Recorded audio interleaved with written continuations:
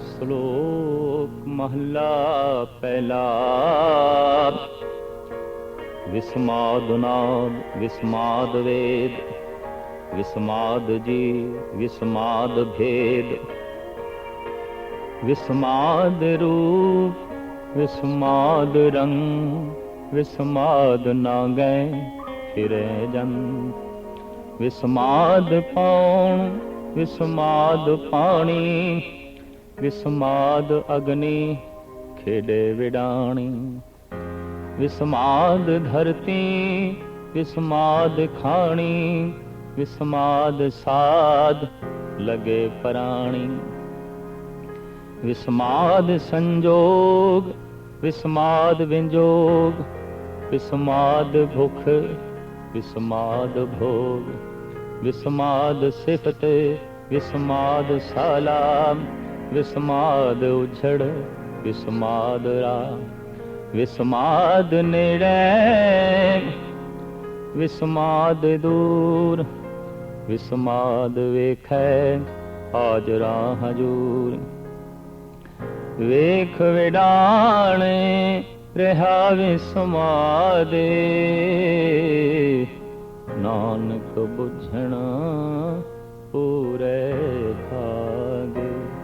ਵੇਖ ਵਿਡਾਣ ਰਿਹਾ ਵਿਸਮਾਦੇ, ਨਾਨਕ ਬੁਝਣ ਪੂਰੇ ਭਾਗੇ। ਵਿਸਮਾਦ ਇੱਕ ਉਹ ਅਵਸਥਾ ਜਿੱਥੇ ਮਨੁੱਖ ਦੀ ਸੋਚ ਸ਼ਕਤੀ ਸ਼ਿਥਲ ਹੋ ਜਾਏ, ਅੱਗੋਂ ਸੋਚ ਨਾ ਸਕੇ। ਐਸੀ ਹਾਲਤ ਵਿੱਚ ਜੋ ਅਵਸਥਾ ਬਣਦੀ ਹੈ ਉਹਨੂੰ ਅਚਰਜਤਾ, ਵਿਸਮਾਦ, ਰਹੱਸਮੈ, ਵਿਸਮੈ ਕਰਕੇ ਕਹਿੰਦੇ ਨੇ। ਆਸਾ ਦੀ ਵਾਰ ਦੀ ਜੋ ਇਹ ਤੀਸਰੀ ਪੌੜੀ ਹੈ, ਇਸ ਦੇ ਨਾਲ ਜੋ ਪਹਿਲੇ ਪਾਤਸ਼ਾਹ ਜੀ ਦੇ ਇਹ ਦੋ ਸ਼ਲੋਕ ਨੇ, ਇਹਦੇ 'ਚ ਕਾਦਰ ਦੀ ਤਰਫੋਂ ਵਰਤੀ ਹੈ ਜਿਹੜੀ ਕੁਦਰਤ ਤੇ ਕੁਦਰਤ ਦੇ ਜੋ ਵਿਸਮਾਦਤਾ ਹੈ, ਉਸ ਦਾ ਸਾਹਿਬ ਸ਼੍ਰੀ ਗੁਰੂ ਨਾਨਕ ਦੇਵ ਜੀ ਮਹਾਰਾਜ ਜ਼ਿਕਰ ਕਰਦੇ ਨੇ। ਅਜੋਕੇ ਸਮੇਂ 'ਚ ਵਿਸਮਾਦ ਮਨੁੱਖ ਦੀ ਜ਼ਿੰਦਗੀ 'ਚ ਖਤਮ ਹੁੰਦਾ ਜਾ ਰਿਹਾ ਹੈ, ਕਿਉਂਕਿ ਮਨੁੱਖ ਜਦ ਹੰਕਾਰੀ ਹੋ ਜਾਏ ਤਾਂ ਉਹ ਕਹਿ ਦਿੰਦਾ ਹੈ ਮੈਂ ਸਭ ਕੁਝ ਜਾਣਦਾ। ਜੈਸੇ ਇਹ ਦਾਵਾ ਹੋਵੇ ਕਿ ਮੈਂ ਸਭ ਕੁਝ ਜਾਣਦਾ, ਉੱਥੇ ਵਿਸਮਾਦ ਦਾ ਜਨਮ ਨਹੀਂ ਆਉਂਦਾ, ਉੱਥੇ ਰਹੱਸ ਦਾ ਜਨਮ ਨਹੀਂ ਆਉਂਦਾ, ਉੱਥੇ ਅਚਰਜਤਾ ਪੈਦਾ ਨਹੀਂ ਹੁੰਦੀ। ਹੈਰਾਨ ਕੁਨ ਅਵਸਥਾ ਉੱਥੇ ਬਣਦੀ ਹੈ ਜਦ ਐਸਾ ਮਨੁੱਖ ਸੋਚੇ ਤੇ ਉਸਦੇ ਕੋਲ ਬਾਰੀਕ ਬੁੱਧ ਹੋਵੇ ਕਿ ਮੈਂ ਜੋ ਕੁਝ ਵੇਖਿਆ ਹੈ ਪੂਰਾ ਨਹੀਂ ਵੇਖਿਆ, ਮੈਂ ਜੋ ਕੁਝ ਸੁਣਿਆ ਹੈ ਪੂਰਾ ਨਹੀਂ ਸੁਣਿਆ, ਮੈਂ ਜੋ ਕੁਝ ਸੋਚਿਆ ਹੈ ਪੂਰਾ ਨਹੀਂ ਸੋਚਿਆ, ਮੈਂ ਜਿਤਨਾ ਗਵਨ ਕੀਤਾ ਹੈ ਫਿਰ ਵੀ ਮੈਂ ਪੂਰਾ ਗਵਨ ਨਹੀਂ ਕੀਤਾ। ਮੈਨੂੰ ਜੋ ਕੁਝ ਦਿਖਾਈ ਦੇ ਰਿਹਾ ਹੈ ਇਹ ਇਤਨਾ ਹੀ ਨਹੀਂ, ਇਹ ਹੋਰ ਵੀ ਹੈ, ਇਹ ਹੋਰ ਵੀ ਹੈ। ਐਸੀ ਬੁੱਧੀ ਲਈ ਵਿਨਮਰਤਾ ਚਾਹੀਦੀ ਹੈ, ਨਿਰਮਾਣਤਾ ਚਾਹੀਦੀ ਹੈ। ਕਹਿੰਦੇ ਨੇ ਇੱਕ ਬੱਚਾ ਰਹੱਸ ਦੇ 'ਚ ਜੀਵਦਾ ਹੈ, ਇੱਕ ਕਵੀ ਰਹੱਸ ਦੇ 'ਚ ਜੀਵਦਾ ਹੈ, ਇੱਕ ਸੰਤ ਰਹੱਸ ਦੇ 'ਚ ਜੀਵਦਾ ਹੈ। ਇਹਨਾਂ ਤਿੰਨਾਂ ਤੋਂ ਇਲਾਵਾ ਮਨੁੱਖ ਦੀ ਜ਼ਿੰਦਗੀ ਦੇ 'ਚ ਅਚਰਜਤਾ, ਵਿਸਮਾਦ, ਹੈਰਾਨਕੁਨ ਅਵਸਥਾ ਦੇਖਣੀ ਬਹੁਤ ਔਖੀ ਹੈ। ਕਿਉਂ ਕਿ ਇਹਨਾਂ ਤੋਂ ਬਿਨਾਂ ਜੋ ਜੀਵਨ ਹੈ ਉਹ ਅਹੰਕਾਰੀ ਹੈ, ਤੇ ਅਹੰਕਾਰੀ ਦੀ ਜ਼ਿੰਦਗੀ 'ਚ ਵਿਸਮਾਦ ਨਹੀਂ ਆਉਂਦਾ। ਬੱਚਾ ਵਿਨਿਮਰ ਹੈ, ਜੋ ਕੁਝ ਨਹੀਂ ਜਾਣਦਾ ਉਹਦੇ ਬਾਰੇ ਉਸਦਾ ਜਾਣਕਾਰੀ ਦਾ ਦਾਵਾ ਨਹੀਂ ਹੈ, ਉਹਦੇ ਬਾਰੇ ਉਸਦਾ ਪ੍ਰਗਟਾਵਾ ਨਹੀਂ ਕਿ ਮੈਂ ਜਾਣਦਾ। ਇਸ ਵਾਸਤੇ ਬੱਚਾ ਉੜਦੀਆਂ ਹੋਈਆਂ ਤਿਤਲੀਆਂ ਨੂੰ ਵੇਖ ਕੇ ਵੀ ਵਿਸਮਾਦ ਵਿੱਚ ਲੀਨ ਹੋ ਜਾਂਦਾ ਹੈ। ਬੱਚਾ ਖਿੜੇ ਹੋਏ ਫੁੱਲਾਂ ਨੂੰ ਵੇਖ ਕੇ ਵੀ ਸੋਚਣ ਤੇ ਮਜਬੂਰ ਹੋ ਜਾਂਦਾ ਹੈ ਕਿ ਧਰਤੀ ਦੇ ਚੋਂ ਇਹ ਕੈਸਾ ਸੁਹੱਪਣ, ਧਰਤੀ ਦੇ ਚੋਂ ਇਹ ਕੈਸਾ ਨੂਰ। ਇੱਕ ਬੱਚਾ ਤੇ ਸੂਰਜ ਨੂੰ ਵੇਖ ਕੇ ਵੀ ਹੈਰਾਨ ਹੋ ਜਾਂਦਾ ਹੈ। ਔਰ ਇਸ ਤਰ੍ਹਾਂ ਦੀ ਥੋੜੀ ਜਿਹੀ ਵੀ ਬੁੱਧ ਰੱਖਣ ਵਾਲਾ ਮਾਸੂਮ ਬੱਚਾ ਜਦ ਰਾਤ ਨੂੰ ਚੰਦਰਮਾ ਨੂੰ ਵੇਖਦਾ ਹੈ, ਚਮਕਦੇ ਉਹਨੂੰ ਰਹੱਸ ਨਾਲ ਭਰ ਜਾਂਦਾ ਹੈ, ਵਿਸਮਾਦ ਨਾਲ ਭਰ ਜਾਂਦਾ ਹੈ। ਲੇਕਿਨ ਇਹ ਵਿਸਮਾਦ ਬੱਚੇ ਦੀ ਅਬੋਧ ਅਵਸਥਾ ਤੇ ਖੜਾ ਹੈ, ਅਚੇਤ ਅਵਸਥਾ ਤੇ ਖੜਾ ਹੈ। ਇੱਕ ਹੋਰ ਵਿਸਮਾਦ ਹੈ ਜੋ ਕਵੀ ਕੋਲ ਹੈ, ਸ਼ਾਇਰ ਕੋਲ ਹੈ। और जिथे विस्माद नहीं, शायरी का जन्म भी नहीं होता। आम मनोविज्ञानी का कहना है कि रहस्यमयी अवस्था तो ही कविता का जन्म है, शायरी का जन्म है। ते जिस शायरी का, जिस कविता का रहस्यमयी विस्मादमयी अवस्था तो उत्पत्ति नहीं हुई, जन्म नहीं होया, दरअसल वो कविता कविता ही नहीं, वो शायरी शायरी ही नहीं। विस्माद जिथे मनुख हैरान हो जाए, विस्म हो जाए, रहस्य की दुनिया विच खो जाए, इसलिए तीक्ष्ण बुद्ध चाहिए। तो कवि का विस्माद अबोध अवस्था ते नहीं खड़ा, सुबोध अवस्था ते खड़ा है, लेकिन खड़ा है हिरदे दे तल ते। इस वास्ते कवि कोल रहस्यता थोड़ा जिहा रस भी है, कवि कोल विस्माद दा थोड़ा जिहा रहस्य भी रस भी है, जद के ये रस बच्चे कोल नहीं है। हैरान कुन अवस्था जरूर है, लेकिन ये रस नहीं है। विस्माद दे फिर जीवदे ने संत, ये तीसरी कोटि च आ जाते हैं, और ये तीसरी कोटि शिखर है, सिरमौर है, उच्चता है। ये अपनी आत्मा के तल ते जीवदे ने, ते आत्मा दे चों जो कुछ भी चारों पासे अंकुरित होया है और होंदा रहिंदा है, इनू वेख वेख के वो विस्माद होंदे ने, इसनू वेख वेख के वो रस लेंदे ने। ऐसा जगत दे जो कुछ अंकुरित होंदा है उस परम आत्मा तो उन्हों वेख वेख के गुरु नानक देव जी महाराज कहते ने, मैं विस्माद दे चला गया, वेख विडान रिहा विस्माद, नानक बुझन पूरे भाग। साहिब कहते मैं ये विडान ये कौतक वेख के विस्माद हो गया। पर ये विस्मादमयी अवस्था भी साहिब कहते ने नानक बुझन पूरे भाग, कोई बुझदा है, कोई जानदा है, पूरे भागां दा भाव उसदी प्रालब्ध उच्ची होवे, उसदे पूर्वले संस्कार महान होवन, ਉਹਦੇ ਤੇ ਪ੍ਰਭੂ ਦੀ ਦਇਆ ਬਹੁਤ ਵੱਡੇ ਪੱਧਰ ਤੇ ਹੋਵੇ, ਤਾਂ ਕਿਤੇ ਉਹ ਵਿਸਮਾਦਮਈ ਜੀਵਨ ਜੀਵਦਾ ਹੈ, ਰਹਿਸ ਦੇ ਚ ਜੀਵਦਾ ਹੈ। अजोकी सदी, ये जो 20वीं सदी है, ये रस विहीन हो गई है, क्योंकि रहस्य विहीन हो गई है। स्वाद विहीन हो गई है, क्योंकि विस्माद विहीन हो गई है। स्वाद ते उत्थे है जिथे विस्माद है, रस ते उत्थे है जिथे रहस्य है। रहस्य खो गया, रस खो गया, विस्माद खो गया, स्वाद खो गया। विस्माद क्यों खोया, रहस्य क्यों खोया? अहंकार वधिया। ते अहंकारी कहता है मैं बदलों नूं जो वेख्या है, मैं वेख लिया पूरा और मैं जान भी लिया। मैं सूरज नूं जो वेख्या है, मैं वेख लिया पूरा और मैं जान भी लिया। ये धरती ये मैं वेख लई है और मैनू जान भी लिया। ये किसी वक्त धरती दा, सूरज दा एक हिस्सा सी।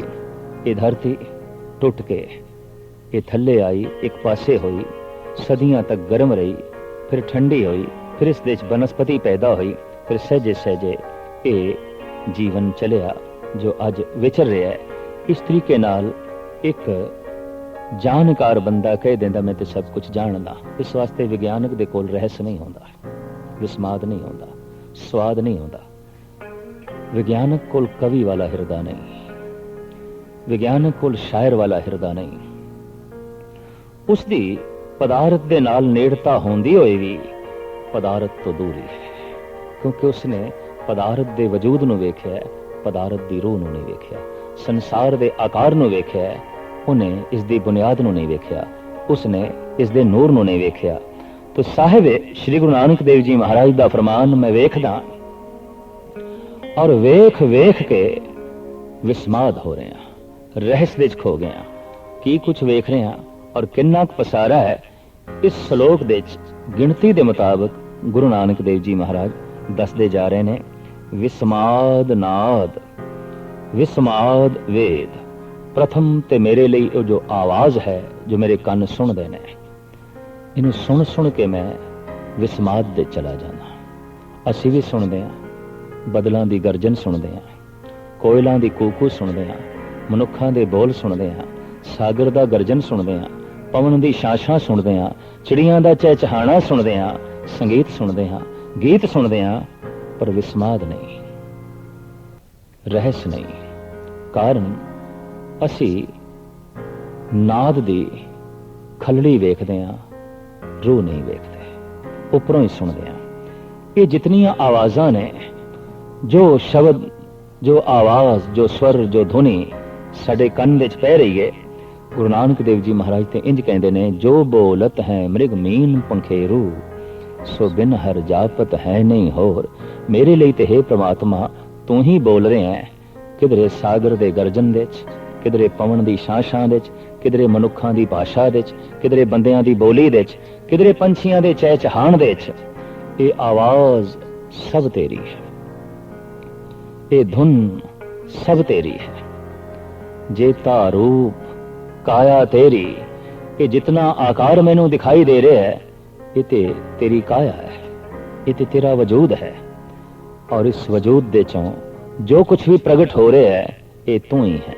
तो साहिब कहते ने विस्माद नाद, ये जो शब्द है, ये जो स्वर है, ये जो आवाज है, इनू मैं सुनदा ते विस्माद हो जाना।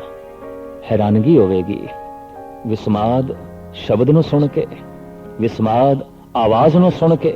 हाँ, आवाज दी अपनी महानता है, अगर इसनू किधरे बारीकियां दे नाल सुनिया जाए। कद किसी ने बारीकी नाल सुनिया गऊ दा बोलना, कद किसी ने बारीकी नाल सुनिया कुत्तियां दा भौंकना, कद किसी ने बारीकी नाल सुनिया शेर दा गरजना ते चिड़ियां दी चहचहाट। हकीकत है जिस दिन किसी ने भी बारीकी नाल सुनिया, बिस्मात तारी हो जाएगा और स्वाद दी गंगा वग तुरेगी। बारीकी नाल ये चारों पासे उमड़दे हुए बोल सुने, आवाज़ां सुनिया, स्वर ध्वनि नूं सुनिया, तां रहस दी दुनिया चों बंदा खो के रस दी दुनिया विच लीन हो जाएगा, आनंद माणेगा, परम रस। तो साहिब कहंदे ने विस्माद नाद, विस्माद वेद विद्या ज्ञान, अनंत प्रकार दा ज्ञान। साडे देश दे 64 प्रकार दी विद्या मनी गई है, लेकिन इसनूं फिर भी थोड़ा जिहा तकसीम करिए तां पदार्थ दा ज्ञान, कला दा ज्ञान, आत्मा दा ज्ञान, इंज 3 तरह दे ज्ञान दे 64 तरह दी विद्या आउंदी है। ते साहिब कहंदे ने जिहड़ी विद्या है, ये जिहड़ा ज्ञान है, इनू भी मैं महसूस जद करदा हां ते विस्माद दे चला जांदा। ज्ञान, सूझ, समझ, ये विद्या, विद्या नू पढ़दे होया जिहड़ा विद्यार्थी विस्माद दे चला जाए, वो संत है। ज्ञान हासिल करदियां करदियां जो विद्यार्थी, जो शागिर्द रहस दी दुनिया विच खो जाए, वो रस दी दुनिया विच लीन होके संत दा रुतबा हासिल कर लैंदा है, भगत दा रुतबा हासिल कर लैंदा है। तो साहिब कहंदे ने मैं इस विद्या नू महसूस करके, चारों पासे बिखरे हुए ज्ञान नू महसूस करके विस्माद हो जाना। और ज्ञान हर एक चीज दे छुपिया होया है, लैण दी समर्था होवे। दरखत दा एक निक्का जिहा पत्ता भी अपने विच बहुत कुछ छुपाई बैठा है, जे असीं उसनूं जानना चाहिए। रेत दा एक निक्का जिहा जरा अपने विच बहुत कुछ समेट के बैठा है, जे असीं खोलना चाहिए। सागर, सूरज दी किरण, चंद्रमा, मनुख, वनस्पति, पशु, पंखी, हर एक ज्ञान दे सागर ने। चारों पासे ज्ञान दा उमड़िया होया सागर है। मनुख अगर यतन करे तो इस सागर दे चों कुछ एक अमृत दे घुट पान करके रहस दी दुनिया दे खो सकदा है, रस दा आनंद मान सकदा है। तो साहिब कहंदे ने मैं जद विद्या नूं महसूस करदा जो चारों पासे बिखरी पई है, ज्ञान नूं महसूस करदा जो जर्रे जर्रे विच मौजूद है, तां मैं विस्माद हो जांदा। विस्माद जी, विस्माद भेद। फिर मैं वेखदा जीवां नूं और जीवां दे भेद नूं, मैं तो विस्माद हो जाना। एक चिड़ी तोते नाल मेल नहीं खांदी, तोता कौवे नाल मेल नहीं खांदा, कौआ इल नाल मेल नहीं खांदी, इल बाज नाल मेल नहीं खांदा, बाज कबूतर नाल मेल नहीं खांदा, और इसे तरीके नाल कबूतर कोयला नाल मेल नहीं खांदा। सिर्फ है आकार का भेद नहीं है, और भी बारीक भेद है। सारे कुत्ते भी एक जैसे नहीं है, सारे शेर भी एक जैसे शेर नहीं है, ਸਾਰੀਆਂ ਬੱਕਰੀਆਂ ਵੀ ਇੱਕ ਜੈਸੀਆਂ ਬੱਕਰੀਆਂ ਨਹੀਂ ਨੇ, ਸਾਰੀਆਂ ਭੇਡਾਂ ਵੀ ਇੱਕ ਜੈਸੀਆਂ ਭੇਡਾਂ ਨਹੀਂ ਨੇ, ਔਰ ਸਾਰੇ ਮਨੁੱਖ ਵੀ ਇੱਕ ਜੈਸੇ ਮਨੁੱਖ ਨਹੀਂ ਨੇ, ਸਾਰੇ ਦਰਖਤ ਵੀ ਇੱਕ ਜੈਸੇ ਦਰਖਤ ਨਹੀਂ ਨੇ। ਸਾਹਿਬ ਕਹਿੰਦੇ ਨੇ ਜਦ ਮੈਂ ਜੀਵਾਂ ਨੂੰ ਵੇਖਦਾ ਜੋ ਬਨਸਪਤੀ ਦੇ ਚ ਨੇ, ਪਸ਼ੂ ਪੰਖੀਆਂ ਦੇ ਚ ਨੇ, ਕੀੜੇ ਮਕੌੜਿਆਂ ਦੇ ਚ ਨੇ, ਤੇ ਫਿਰ ਮੈਂ ਇਹਨਾਂ ਦੇ ਭੇਦ ਵੇਖਦਾ। ਬੜੀ ਦੂਰੀ ਹੈ, ਆਪਸ ਦੇ ਚ ਕੋਈ ਮੇਲ ਹੀ ਨਹੀਂ। ਬੱਕਰੀ ਦਾ ਕੀ ਮੇਲ ਹੈ ਗਊ ਨਾਲ, ਤੇ ਗਊ ਦਾ ਕੀ ਮੇਲ ਹੈ ਸ਼ੇਰ ਦੇ ਨਾਲ, ਤੇ ਸ਼ੇਰ ਦਾ ਕੀ ਮੇਲ ਹੋ ਸਕਦਾ ਹੈ ਹਾਥੀ ਨਾਲ, ਤੇ ਹਾਥੀ ਦਾ ਕੀ ਮੇਲ ਹੋ ਸਕਦਾ ਹੈ ਘੋੜਿਆਂ ਨਾਲ। ਇਹ ਤੇ ਬੜੀ ਦੂਰੀ ਹੈ, ਭੇਦ ਹੈ। ਸਾਹਿਬ ਕਹਿੰਦੇ ਨੇ ਐਸਾ ਜਦ ਮੈਂ ਸੰਸਾਰ ਦੇ ਚ ਭੇਦ ਵੇਖਦਾ, ਇੱਕ ਦਰਿਆ ਦਾ ਦੂਸਰੇ ਦਰਿਆ ਨਾਲ ਕੀ ਮੇਲ ਹੈ, ਇੱਕ ਪਹਾੜ ਦਾ ਦੂਸਰੇ ਪਹਾੜ ਨਾਲ ਕੀ ਮੇਲ ਹੈ, ਇੱਕ ਗ੍ਰਹਿ ਨਛੱਤਰ ਤਾਰੇ ਸਿਆਰੇ ਦਾ ਦੂਜਿਆਂ ਨਾਲ ਕੀ ਮੇਲ ਹੈ। ਦੂਰੀਆਂ, ਭੇਦ। ਇਸ ਭੇਦ ਨੂੰ ਜਦ ਮੈਂ ਵੇਖਦਾ ਤਾਂ ਵਿਸਮਾਦ ਤਾਰੀ ਹੁੰਦਾ ਹੈ। ਇਹ ਭੇਦ ਆਪਾਂ ਵੀ ਰੋਜ਼ ਵੇਖਦੇ ਹਾਂ, ਚਾਰੋਂ ਪਾਸੇ ਸਾਨੂੰ ਦਿਖਾਈ ਦਿੰਦਾ ਹੈ। ਬੰਦੇ ਬੰਦੇ ਵਿੱਚ ਭੇਦ ਹੈ, ਮਨੁੱਖ ਮਨੁੱਖ ਦੇ ਵਿੱਚ ਅੰਤਰਾਲ ਹੈ। ਸਾਰਾ ਜੀਵਨ, ਸਾਰੇ ਜੀਵ, ਮਹਾਰਾਜ ਕਹਿੰਦੇ ਨੇ ਇਹਨਾਂ ਦੇ ਵਿਚਕਾਰ ਇੱਕ ਭੇਦ ਦੀ ਦੀਵਾਰ ਹੈ। ਇਹ ਭੇਦ ਚਾਹੇ ਰੰਗ ਦਾ ਹੈ, ਰੂਪ ਦਾ ਹੈ, ਜ਼ਾਤ ਦਾ ਹੈ, ਪਾਤ ਦਾ ਹੈ, ਨਸਲ ਦਾ ਹੈ, ਔਰ ਇਸ ਤੋਂ ਇਲਾਵਾ ਮਨੁੱਖੀ ਦੁਨੀਆ ਵਿੱਚ ਭਾਸ਼ਾ ਦਾ ਹੈ, ਮਜ਼ਹਬ ਦਾ ਹੈ। ਗਰਜ਼ ਕੇ ਹਰ ਜੀਵਾਂ ਵਿੱਚ ਭੇਦ ਹੈ। ਰੇਸ਼ਮ ਦੇ ਕੀੜੇ ਬਿਸ਼ਟਾ ਦੇ ਕੀੜੇ ਜੈਸੇ ਨਹੀਂ ਨੇ, ਬੜਾ ਭੇਦ ਹੈ। ਜਦਕਿ ਰੇਸ਼ਮ ਦਾ ਕੀੜਾ ਵੀ ਕੀੜਾ ਹੈ, ਬਿਸ਼ਟਾ ਦਾ ਕੀੜਾ ਵੀ ਕੀੜਾ ਹੈ, ਪਰ ਬਹੁਤ ਵੱਡਾ ਭੇਦ ਹੈ, ਬਹੁਤ ਵੱਡੀ ਆਪਸ ਵਿੱਚ ਖੜੀ ਦੀਵਾਰ ਹੈ। ਇਸੇ ਤਰੀਕੇ ਨਾਲ ਮਨੁੱਖਾਂ ਦੇ ਤਲ ਤੇ ਭੇਦ ਹੈ। ਤਾਂ ਸਤਿਗੁਰਦੇਵ ਜੀ ਮਹਾਰਾਜ ਕਹਿੰਦੇ ਨੇ ਵਿਸਮਾਦ ਜੀ, ਵਿਸਮਾਦ ਭੇਦ, ਵਿਸਮਾਦ ਰੂਪ, ਵਿਸਮਾਦ ਰੰਗ। ਫਿਰ ਮੈਂ ਰੂਪ ਵੇਖਦਾ, ਚਾਰੋਂ ਪਾਸੇ ਬਿਖਰਿਆ ਹੋਇਆ, ਪੰਛੀਆਂ ਦਾ ਰੂਪ, ਮਨੁੱਖਾਂ ਦਾ ਰੂਪ, ਪਸ਼ੂਆਂ ਦਾ ਰੂਪ, ਤੇ ਫਿਰ ਇਹਦੇ ਤੇ ਚੜਿਆ ਹੋਇਆ ਮੈਂ ਰੰਗ ਵੇਖਦਾ। ਕੋਈ ਕਿਸੇ ਰੰਗ ਦਾ, ਕੋਈ ਕਿਸੇ ਰੰਗ ਦਾ, ਤੇ ਕਿਸੇ ਨੂੰ ਤੇ ਕਈ ਕਈ ਰੰਗ ਦੇ ਦਿੱਤੇ। ਇੱਕ ਇੱਕ ਮੱਛੀ ਦੇ ਕਈ ਕਈ ਰੰਗ ਦੇਖਣ ਨੂੰ ਮਿਲਦੇ ਨੇ, ਇੱਕ ਇੱਕ ਪਕਸ਼ੀ ਦੇ ਕਈ ਕਈ ਰੰਗ ਦੇਖਣ ਨੂੰ ਮਿਲਦੇ ਨੇ। ਔਰ ਮਨੁੱਖ ਅਗਰ ਥੋੜਾ ਜਿਹਾ ਵੀ ਧਾਰਮਿਕ ਹੈ ਤੇ ਬਾਰੀਕ ਬੁੱਧ ਰੱਖਦਾ ਹੈ, ਵਿਸਮਾਦ ਤਾਰੀ ਹੋਏ ਬਿਨਾ ਰਹਿ ਨਹੀਂ ਸਕੇਗਾ। ਹੇਮਕੁੰਡ ਦੀ ਯਾਤਰਾ ਦੇ ਸਮੇਂ ਇੱਕ ਉਦਾਸੀ ਮਹਾਤਮਾ ਨੇ ਰਸਤੇ ਵਿੱਚ ਬੈਂਗਣਾ ਦੇ ਇੱਕ ਖੇਤ ਨੂੰ ਵੇਖ ਕੇ ਉਹਦੇ ਨੇਤਰ ਸੱਜਲ ਹੋਏ ਤੇ ਬੈਂਗਣ ਨੂੰ ਗਲਵਕੜੀ ਚ ਲੈ ਲਿਆ, ਉਹਦੇ ਬੂਟੇ ਨੂੰ। ਆਮ ਲੋਕਾਂ ਦੀ ਦ੍ਰਿਸ਼ਟੀ ਗੋਚਰ ਜਦ ਇਹ ਘਟਨਾ ਹੋਈ ਤੇ ਇੰਜ ਮਹਿਸੂਸ ਹੋਇਆ ਜੈਸੇ ਕਿ ਪਾਗਲ ਹੈ, ਲੇਕਿਨ ਨਹੀਂ, ਉਹਦੀ ਰਸਨਾ ਤੋਂ ਬੋਲ ਨਿਕਲ ਰਹੇ ਸਨ। ਬਲ ਬਲ ਜਾਉਂ ਸ਼ਾਮ ਸੁੰਦਰ ਕੇ ਅਕਥ ਕਥਾ ਜਾਂ ਕੀ ਬਾਤ ਸੁਣੀ। हे ਅਕਥ ਪ੍ਰਭੂ, हे ਸ਼ਾਮ ਸੁੰਦਰ, ਅੱਜ ਤੂੰ ਇਸ ਬੈਂਗਣ ਵਿੱਚ ਬੜਾ ਸੋਹਣਾ ਮੁਖੜਾ ਦਿਖਾਇਆ ਹੈ। ਸ਼ਾਮ ਰੰਗ ਵੀ ਕਿਤਨਾ ਸੁੰਦਰ ਹੋ ਸਕਦਾ ਹੈ, ਸ਼ਾਮ ਰੰਗ ਵੀ ਕਿਤਨਾ ਪ੍ਰਭਾਵਿਤ ਕਰ ਸਕਦਾ ਹੈ, ਸ਼ਾਮ ਰੰਗ ਵੀ ਕਿਤਨਾ ਮਨ ਨੂੰ ਅੰਦੋਲਿਤ ਕਰ ਸਕਦਾ ਹੈ। हे ਪ੍ਰਭੂ, ਇਹ ਤੂੰ ਬੈਂਗਣਾ ਦੇ ਰਾਹੀਂ ਦਿਖਾਣਾ ਸੀ ਮੈਨੂੰ। ਰੋਜ਼ ਵੇਖਦੇ ਆ ਬੈਂਗਣ, ਲੇਕਿਨ ਬੈਂਗਣ ਵਿੱਚ ਸ਼ਾਮ ਸੁੰਦਰ ਦੇ ਦਰਸ਼ਨ ਕਿੱਥੇ? ਇਸ ਲਈ ਇੱਕ ਬਾਰੀਕ ਬੁੱਧ ਚਾਹੀਦੀ ਹੈ, ਇਸ ਲਈ ਕਵੀ ਦਾ ਹਿਰਦਾ ਚਾਹੀਦਾ ਹੈ, ਇਸ ਲਈ ਸੰਤ ਦੀ ਆਤਮਾ ਚਾਹੀਦੀ ਹੈ। ਫਿਰ ਤੇ ਬੈਂਗਣ ਵੀ ਪਰਮਾਤਮਾ ਜੈਸੇ ਦਿਖਾਈ ਦੇਣਗੇ, ਤੇ ਜੇ ਇਹ ਬੁੱਧ ਨਹੀਂ ਤਾਂ ਹੋ ਸਕਦਾ ਹੈ ਪਰਮਾਤਮਾ ਵੀ ਬੈਂਗਣਾ ਜੈਸੇ ਹੀ ਦਿਖਾਈ ਦੇਵੇ। ਕੁਛ ਵੀ ਨਹੀਂ, ਕੁਛ ਵੀ ਨਹੀਂ। ਤਾਂ ਸਤਿਗੁਰਦੇਵ ਜੀ ਮਹਾਰਾਜ ਕਹਿੰਦੇ ਨੇ ਵਿਸਮਾਦ ਰੂਪ, ਵਿਸਮਾਦ ਰੰਗ। ਮੈਂ ਰੂਪ ਵੇਖਦਾ, ਜਿੱਥੇ ਤੱਕ ਵੇਖਦਾ ਤੇ ਫਿਰ ਉਹਨਾਂ ਦਾ ਰੰਗ ਵੇਖਦਾ। हे ਮੇਰੇ ਅਕਾਲ ਪੁਰਖ, ਵਿਸਮਾਦ ਮੇਰੇ ਤੇ ਤਾਰੀ ਹੋ ਜਾਂਦਾ ਹੈ, ਮੈਂ ਤੇ ਰਹਿਸ ਦੀ ਦੁਨੀਆ ਵਿੱਚ ਖੋ ਜਾਂਦਾ।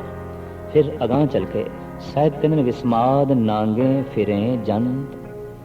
हे ਅਕਾਲ ਪੁਰਖ, ਮੈਂ ਹੈਰਾਨ ਹੋ ਜਾਂਦਾ ਕਿ ਮਨੁੱਖ ਕੱਪੜੇ ਪਹਿਨਦੇ ਨੇ, ਪਸ਼ੂ ਕੱਪੜੇ ਨਹੀਂ ਪਹਿਨਦੇ, ਪਕਸ਼ੀ ਕੱਪੜੇ ਹੀ ਨਹੀਂ ਪਹਿਨਦੇ, ਨਗਨ ਘੁੰਮਦੇ ਪਏ ਨੇ, ਤੇ ਉਹਨਾਂ ਨੂੰ ਆਪਣੀ ਨਗਨਤਾ ਦਾ ਕੋਈ ਬੋਧ ਵੀ ਨਹੀਂ ਹੈ, ਨਗਨਤਾ ਤੇ ਕੋਈ ਸ਼ਰਮਸਾਰੀ ਵੀ ਨਹੀਂ ਹੈ, ਨਗਨਤਾ ਦਾ ਕੋਈ ਅਹਿਸਾਸ ਵੀ ਨਹੀਂ ਹੈ। ਜਦ ਕਿ ਅਸੀਂ ਰੋਜ਼ ਇਹ ਨੰਗੇ ਪਸ਼ੂ ਵੇਖਦੇ ਹਾਂ, ਕਦੀ ਵਿਸਮਾਦ ਤਾਰੀ ਨਹੀਂ ਹੋਇਆ। ਬਾਰੀਕ ਬੁੱਧ ਚਾਹੀਦੀ। तो साहिब श्री गुरु नानक देव जी महाराज का फरमान, विस्माद नांगे फिरे जन, विस्माद पाऊं विस्माद पानी, विस्माद अग्नि खेडे विडाणी। साहिब कहते ने वगदी हुई पौन नूं वेख के मैं विस्माद दी दुनिया विच खो जाना। इसनूं महान कवि सूरबीर संत गुरु गोबिंद सिंह जी महाराज अकाल उस्तत विच इंज बयान करते हैं। कहूँ पवन होए के बहे बेग ऐसे, कहे मोह न आवे कथों ताहे कैसे। हे प्रभु, किधरे तू पवन बन के जद मैनू स्पर्श करके लंघ जाना है, जद मैनू छू करके लंघ जाना है, तो ये छूना मैनू बहुत वड्डा सुख दे जाता है। गर्मी है, पसीना आ रहा है, तो पवन छू के लंघ गई है।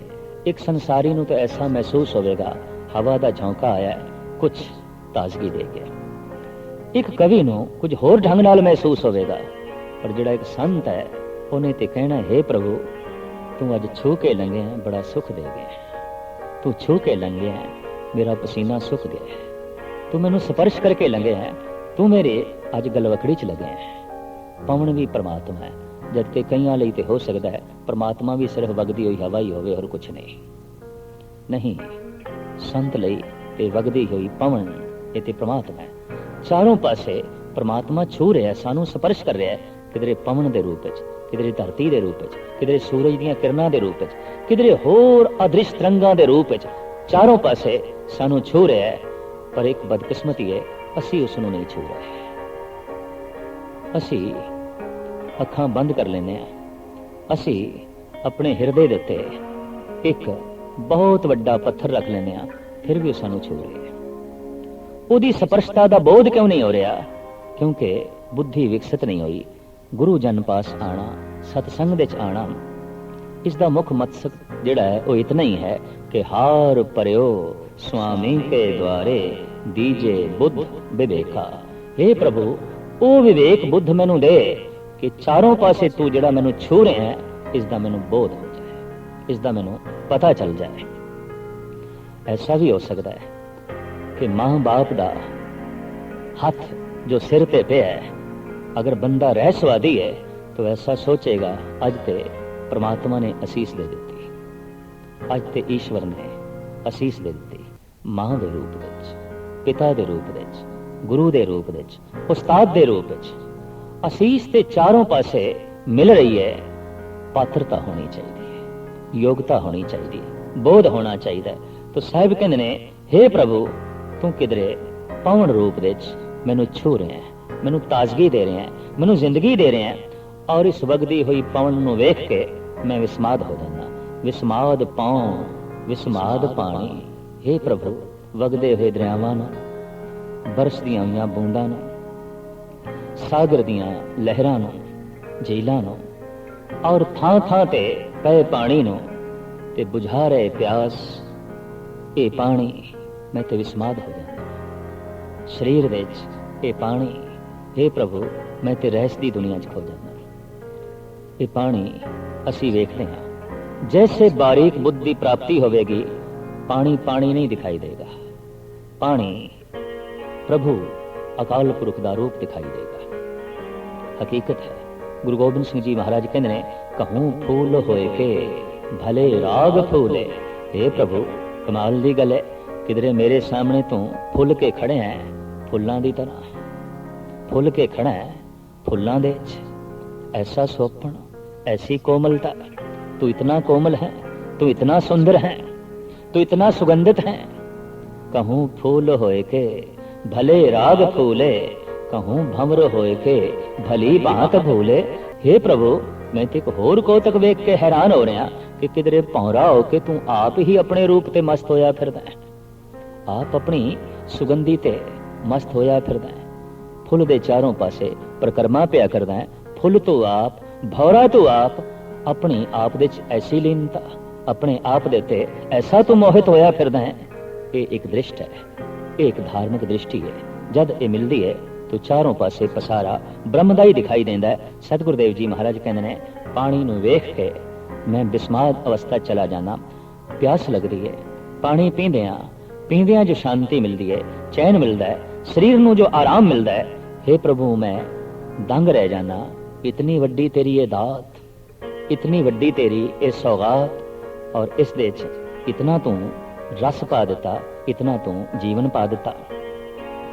विस्माद अग्नि खेड़े विडाणे, मैं विस्माद हो जाना अग्नि नूं वेख के जो तरह तरह के कौतक पई कर दिए। किधरे बड़वा अगन, किधरे दावा अगन, किधरे जठर अगन। दावा अगन जो बनस्पति दे विच है, बड़वा अगन जो सागर दे विच है, जठर अग्नि जो जीवां दे शरीर दे अंदर है। साहिब कहंदे ने मैं ते दंग हां, वख वख ये अग्नियां वख वख कौतक कर रही ने, अपने अपने ढंग नाल ये तमाशा कर रही ने। और इन्हां दा तमाशा मैं रोज पिया वेखदा। किधरे बड़वा अगन सागर नूं अंदोलित करके उन्होंने बदलों का रूप दे देंदी है। किधरे दावा अग्नि बनस्पति दे चों प्रगट होके तरह तरह के होर कौतक कर दिए। ते किधरे शरीरां दे जठन अग्नि पाचन शक्ति का काम कर दिए, जीवन देण का काम कर दिए। अग्नि दे ऐसे कौतक ते जीवन देण दे वसीले वेख के हे प्रभु मैं ते विस्माद दी दुनिया दे खो जाना। विस्माद अग्नि खेडे विडाणी, विस्माद धरती विस्माद पानी। साहिब कहते ने मैं विस्मादमई अवस्था चला जाना धरती दे कौतक वेख के, धरती दी होंद नूं वेख के, इहदी कृत कर्म नूं वेख के। ते इस धरती दे उत्ते जो अनेकां खाणियां ने, अंडज जेरज सेतज उत्पुज, जो अंडियां तो पैदा हो रहे हैं, जेर तो पैदा हो रहे हैं, पसीने तो पैदा हो रहे हैं, उत्पुज खाणियां जो बनस्पति है, इन्हां खाणियां नूं वेख के भी मैं विस्मादमई अवस्था दे चला जाना। विस्माद साध लगे प्राणी। हे अकाल पुरख जीवां नूं जद स्वाद दे च लीन मैं देखदा ते स्वादां दे च ग्रसे होए मैं देखदा, मैं ते इत्थे भी विस्माद हो जाना। हर जीव किसे न किसे रस दे पिछे दौड़ रहा है ते हर जीव दे अंदर कोई ना कोई रस जिहड़ा है वो प्रधान है। विस्माद साध लगे प्राणी, विस्माद संजोग विस्माद विजोग। हे प्रभु जीवां दा संजोग ते जीवां दा विजोग। मनुख दा ही संजोग नहीं, मनुख दा पशुआं नाल भी संजोग है। घर दे जो गऊ है पालतू उस नाल भी कोई साडा पूर्वला संजोग है। घर दे जो कुत्ते ने उन्हां नाल भी साडा कोई संजोग है पूर्वला। घर दे जो बूटे ने फुल्लां दे चाहे फल्लां दे, इन्हां नाल भी साडा कोई पूर्वला संजोग है। मनुख नाल जो मेल, मनुख दा जो बनस्पति नाल मेल, जिहड़ी बनस्पति ज्यादा अंदोलित करे उस नाल कोई साडा संबंध है। जिहड़े पशु ज्यादा अंदोलित करन, ज्यादा कशिश दा बायस बनन, उन्हां पशुआं नाल साडा कोई संबंध रह गया है। और इसे तरीके नाल जिहड़ा मनुख ज्यादा प्रभावित करे ते जिसकी चाहत बहुत ज्यादा पैदा होवे, उस नाल कोई संजोग साडा पूर्वला भी है। तो सतगुरु देव जी महाराज कहते हैं जीवां दे तरह तरह दे मैं संजोग वेखदा, वेख के हैरान हो जाना ते संजोग दे नाल जुड़िया होया विजोग वेखदा, विछोड़ा वेखदा, मिलना है ते फिर विछड़ना है। ये भी मैनू विस्मादमई अवस्था दे च लै जांदा है। विस्माद भुख, विस्माद भोग, जीवां नूं जो भुख लगदी है ये वेख के भी मैं हैरान हो जाना। ते भुख लगे मनुख जद भोग दे च लीन होंदे ने, रस दे च लीन होंदे ने, तां उस भुख नूं वेख के ते भोग नूं वेख के हे प्रभु मैं ते समाधि लीन हो जाना। विस्माद सिफत, विस्माद साला, तेरी जिहड़ी सिफत ओ सलाह है उसदे जो रस है ते आनंद है, हे प्रभु ये वेख के भी मैं विस्माद हो जाना। विस्माद उजड़ विस्माद राह, तरह तरह की उजाड़ ते रस्ते, भटकना ते मार्ग ते चलना, चाहे ये भटकना जमीन ते होवे ते चाहे चलना जमीन ते होवे ते चाहे ये भटकना सुरत दा होवे ते सही ढंग नाल चलना मनुख दी सुरत दा होवे। साहिब कहने इस भटकने नूं वेख के, उस उजड़ नूं वेख के, उजाड़ नूं वेख के ते रस्तियां नूं वेख के ये भी मैं विस्मादमई अवस्था दे लीन हो जाना। वेख विडाण रहा विस्माद, नानक बुझण पूरे भाग। मैं इस विस्माद नूं वेख के आनंदमई अवस्था दे लीन होके